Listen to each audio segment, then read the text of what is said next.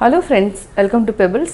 நான் இன்னைக்கு செய்ய போறது தால் பாலக். இது வந்து என்னன்னா பச்சை பயிறு பசலக்கீரை இது ரெண்டையும் நம்ம mix பண்ணி கிரேவி செய்ய போறோம். இது ரொம்ப சுலபமா பண்ணலாம். வாங்க எப்படி செய்யறதுன்னு பார்க்கலாம். தேவையான பொருட்கள் பாலக்கீரை அதாவது பசலக்கீரை வந்து 2 கட் எடுத்து நம்ம க்ளீன் பண்ணிட்டு பொடியா கட் பண்ணி வச்சிருக்கேன். ஒரு தக்காளி, இஞ்சி வந்து ஒரு 2 துண்டு எடுத்துக்கலாம். 3 பச்சை மிளகாய், 1 டேபிள்ஸ்பூன் மிளகாய்த்தூள், 1/4 டேபிள்ஸ்பூன் மஞ்சள் தூள், சீரகம் 1 டேபிள்ஸ்பூன், தேவையான அளவு ஆயில், பெருங்காயம் 1/4 டீஸ்பூன். இது வந்து பச்சை பயிறு நம்ம எடுத்துருக்கோம். இது வந்து 100 கிராம் எடுத்துட்டு ஒரு 2 hours வந்து சோக் பண்ணி வச்சுக்கிறோம். பார்த்தீங்கன்னா நல்லா சாஃப்ட் ஆயிடுச்சு. இந்த மாதிரி இருக்கணும். இப்போ எப்படி செய்யறதுன்னு பார்க்கலாம். ஃபர்ஸ்ட் நம்ம குக்கரில் பச்சை பயிறு ஆட் பண்ணிக்கலாம். இது வந்து 100 கிராம் நல்லா சோக் பண்ணதுனால உங்களுக்கு ஜாஸ்தி இருக்கும். இதுக்கு வந்து கரெக்டாக ஒரே ஒரு டம்ளர் தண்ணி ஊற்றிருக்கேன். 3 பச்சை மிளகாய் இந்த மாதிரி 2 அரிஞ்சு போட்டுக்கலாம்.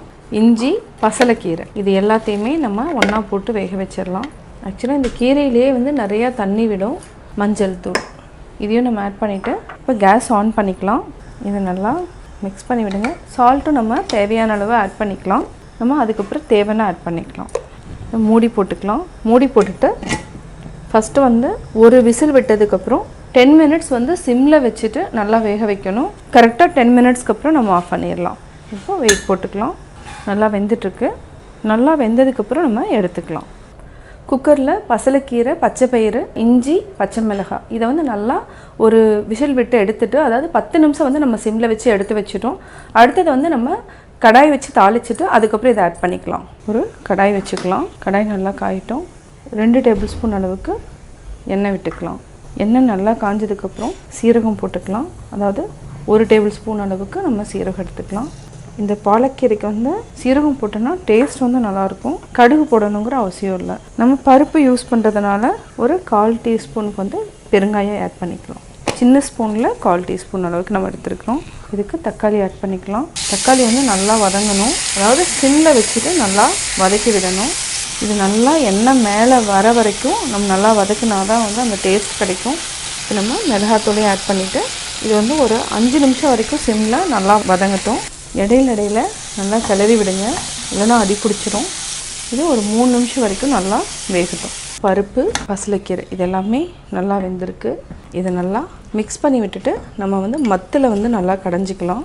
இந்த மாதிரி மத்து எடுத்துக்கோங்க. இதை நல்லா மசிச்சு விடணும். ஏன்னா இல்லைனா முழு பருப்பாக தெரியும். அதே மாதிரி கீரையும் நல்லா மசியணும். இந்த மாதிரி பருப்பு நல்லா கடைஞ்சி வச்சுக்கோங்க. இப்போ நல்லா இது வந்து எண்ணெய் மேலே வர வரைக்கும் நம்ம தக்காளி, மிளகாத்தூள் நல்லா வதக்கியாச்சு. இது இந்தளவுக்கு இருந்தாலே போதும். இப்போ நம்ம ஆல்ரெடி பருப்பு, பசலக்கீரை, இஞ்சி, பச்சை மிளகாய் இதையும் நம்ம ஆட் பண்ணிக்கலாம். இதை நல்லா மிக்ஸ் பண்ணிக்கோங்க.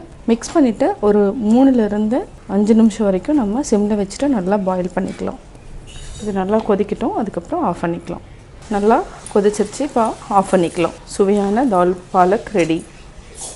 தால் பாலக் எப்படி செஞ்சேங்கிறத பார்த்தீங்க. கட்டாயம் உங்களுக்கு இந்த வீடியோ பிடிச்சிருக்கும். இந்த வீடியோ பிடிச்சதுன்னா லைக் பண்ணுங்கள், ஷேர் பண்ணுங்கள், கமெண்ட் பண்ணுங்கள். மறக்காமல் எங்கள் சேனலை சப்ஸ்கிரைப் பண்ணுங்கள். Hello friends, welcome to pebbles. நான் இன்னைக்கு செய்ய போகிறது தாலக்கீர். How do I tell you? நம்ம வாழ்க்கை எதை நோக்கி பயணமா போய்கிட்டு இருக்குன்னே தெரியலையே. நான் தால் பாலக் எப்படி செஞ்சேங்கிறத பார்த்தீங்க. வாமா மின்னல்